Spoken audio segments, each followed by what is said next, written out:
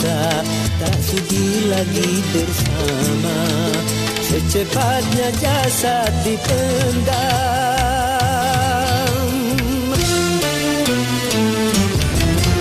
secepatnya jasad dipendam, karena tak lagi dibutuhkan.